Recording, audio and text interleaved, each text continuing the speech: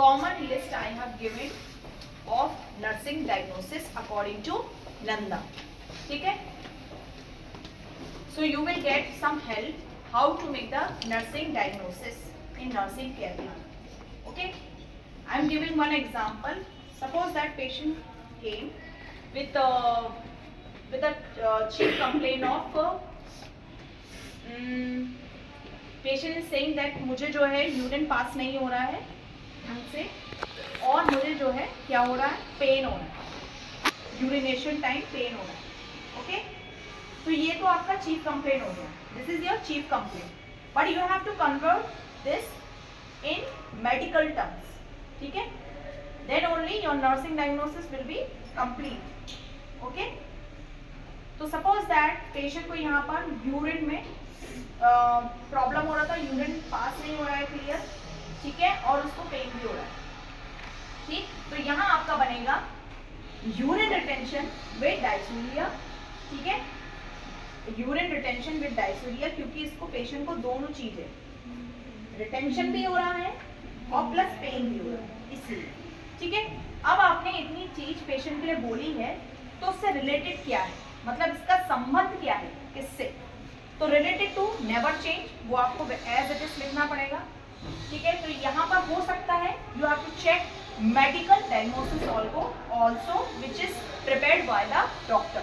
ठीक है, suppose that doctor ने लिखा होगा उसकी फाइल में कि पेशेंट को जो है CKD है या कोई भी पास्ट हिस्ट्री के बारे में लिखा हो जो सफर कर रहा हो, तो that you have to mention. ठीक है, जैसे मान लीजिए related to chronic kidney disease, या आप ऐसे भी लिख सकते हो रिलेटेड टू डिसीज कंडीशन. अभी इसका प्रोविजनल डायग्नोसिस बन रहा है, तो प्रोविजनल में जैसे कि उन्होंने बताया होगा लाइक CKD की वजह से या डायलिसिस या जो भी है, जो भी दिक्कत है पेशेंट को. ठीक है, तो आपने रिलेटेड टू बता दिया डिसीज कंडीशन. ठीक है, अब आपने इतनी कहानी पेशेंट के बारे में बोली है, तो आपके पास प्रूफ होना चाहिए. Same like when you are maintaining the record of the patient. ठीक है, तो आप पेशेंट का रिकॉर्ड तैयार करते हैं लीगली प्रोटेक्शन के. ठीक है, उसमें रिटर्न प्रूफ रहता है, सब चीज रहता है. सेम चीज क्या करना है, अब आपको ये केयर प्लान बना रहे हो, अब नर्सिंग डायग्नोसिस भी कंप्लीट करना है और आपको ये चीज एकदम एविडेंस बेस पे ही बताना है. तो आप यहाँ पे प्रूफ के तौर में बता सकते हो, जैसे कि जो भी आपने, चाहे आपने ऑब्जर्व किया हो, चाहे आपने जो है पेशेंट का आउटपुट चेक किया हो, तो आप यहाँ लिख सकते हो as evidence by patient output is less than 50 ml, क्योंकि आपने आउटपुट चेक किया.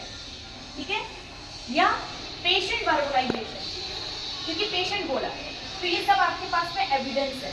तो whenever you are writing any measuring things, जैसे कि आप पेशेंट का जैसे टेम्परेचर लिखते हो या कुछ लिखते हो, please right the value also.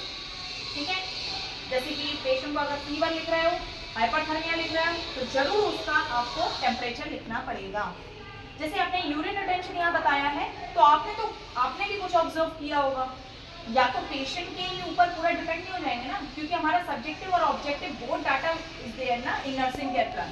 तो आपने भी चेक किया, आपको भी उसमें मिला होगा, तो आपने वो लिख दिया as evidence by urine output less than 50 ml, जैसे कि एक एग्जाम्पल मैंने आपको दिया. तो ये आपका पूरा नर्सिंग डायग्नोसिस क्लियर हो गया.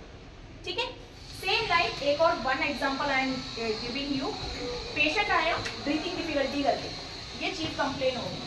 ठीक है, अब ब्रीथिंग डिफिकल्टी है पेशेंट को, तो अब आपको इसको किसमें कन्वर्ट करना पड़ेगा, नर्सिंग डायग्नोसिस.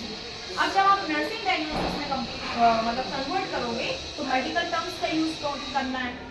तो आप इसको ब्रीथिंग डिफिकल्टी को तो बता सकते हो, लाइक आप इसको डिस्निया भी बता सकते हो, है ना, ये सब भी बता सकते हो. सांस फूलना ये सब तो आप नहीं लिखोगे ना, तो जैसे आपने डिस्निया लिख दिया. ठीक है, अब आपको बताना है ये रिलेटेड किससे है, क्यों ऐसा हो रहा है.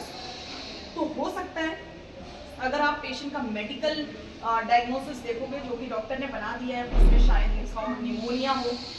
ठीक है, या एक्यूट रेस्पिरेटरी फेलियर हो, है ना, तो उस बेस पे भी आप कर सकते हो, या पास्ट हिस्ट्री की वजह से क्योंकि ट्यूबरक्लोसिस था या जो भी है, मतलब just I am giving example. तो रिलेटेड टू जैसे कि आपने इसमें लिख दिया निमोनिया. ठीक है, क्योंकि आपने मेडिकल डायग्नोसिस का प्रिपेयर है, तो आपने उस हिसाब से लिख दिया. बट अब आपने इतनी कहानी बोली है तो आपके पास प्रूफ होना चाहिए। तो एस एविडेंस बाय, यहाँ पर क्या बताओगे? हाँ, तो SpO2 level is less then जितना भी है 75, 80%, 85%, ठीक है, जो भी आपने चेक किया। तो इस तरीके से आपका पूरा nursing diagnosis complete. Okay, clear है? अरे जैसे फॉर एग्जांपल पेशेंट आया, ठीक है, और पेशेंट को जो है घबरा रहा है, सिस्टर इस सर्जरी में ऐसे क्या होगा, मुझे समझ में नहीं आ रहा है, क्या लगाएंगे, कौन सी सुई लगाएंगे, क्या करेंगे, कितना सुन होगा, मतलब उसको बार बार घबराहट हो रही है, बार बार आपसे क्वेश्चन पूछ रहा है, ठीक है। तो इसमें आपने एक नर्सिंग केयर प्लान बनाया, ठीक है। अब आप इसमें लिखोगे जो चीज मैंने आपको कॉमन लिस्ट में दिया है, अब आप इसमें से लिखोगे नॉलेज डिफिसिट, ठीक है। अब रिलेटेड टू, अब आप इससे बताओगे ना किससे संबंध है, वो किसके बारे में उसको जानकारी नहीं है, जिसके बारे में वो बार बार ऐसे क्यूरियस हो रहा है, तो आप लिखोगे surgical procedure, related to surgical procedure, ठीक है। अब आपके पास क्या प्रूफ है उसके लिए, तो आप ये बताओगे ना कि पेशेंट ने इतनी बार हमसे पूछा है, तो फ्रीक्वेंटली आस्क्ड क्वेश्चंस, ठीक है। तो ये आपका पूरा तैयार हो गया, knowledge deficit related to surgical procedure as evidence by frequently asking question by the patient, ठीक है, हो गया कंप्लीट आपका। सो आपको ऐसे बनाना है, अगर आप देखते हैं